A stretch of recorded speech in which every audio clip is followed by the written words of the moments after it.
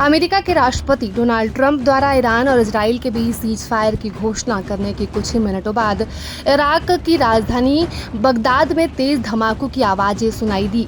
इराकी सेना के एक अधिकारी ने इसकी जानकारी दी है और एक रिपोर्ट के मुताबिक इराकी सेना के एक अधिकारी ने बताया कि बगदाद के उत्तर में स्थित कैंप ताजी नामक सैन्य ठिकाने को एक अज्ञात ड्रोन से हमला हुआ है।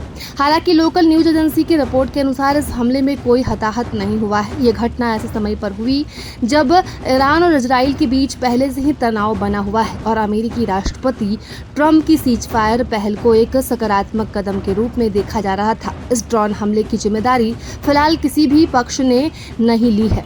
अमेरिका के राष्ट्रपति डोनाल्ड ट्रंप ने ऐलान किया कि ईरान और इजराइल के बीच पूरी तरह से युद्ध रोकने पर सहमति बन गई है। ट्रंप ने ये जानकारी अपने सोशल मीडिया अकाउंट पर शेयर की।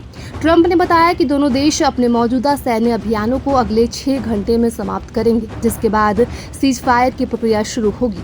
सबसे पहले ईरान सीज फायर लागू करेगा, फिर 12 घंटे बाद इजराइल भी उसे जुड़ जाएगा। कुल 24 घंटे बाद संघर्ष को आधिकारिक रूप से समाप्त मान लिया जाएगा।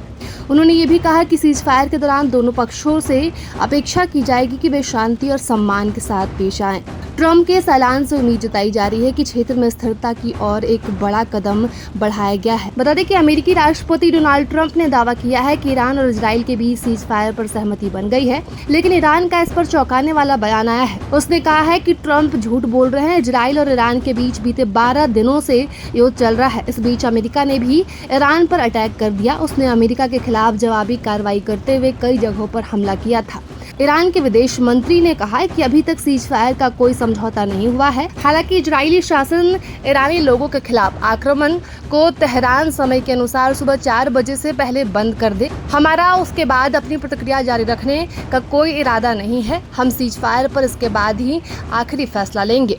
अमेरिकी राष्ट्रपति डोनाल्ड ट्रंप ने इजराइल और ईरान के युद्ध पर प्रतिक्रिया दी है। उन्होंने कहा कि ये एक ऐसा युद्ध है जो सालों तक चल सकता था और पूरे मध्य पूर्व को नष्ट कर सकता था, लेकिन ऐसा नहीं हुआ और कभी नहीं होगा। ईश्वर इजराइल को आशीर्वाद दे, ईश्वर ईरान को आशीर्वाद दे, ईश्वर मध्य पूर्व को आशीर्वाद दे, ईश्वर संयुक्त राज्य अमेरिका को आशीर्वाद दे और ईश्वर पूरी दुनिया को आशीर्वाद दे।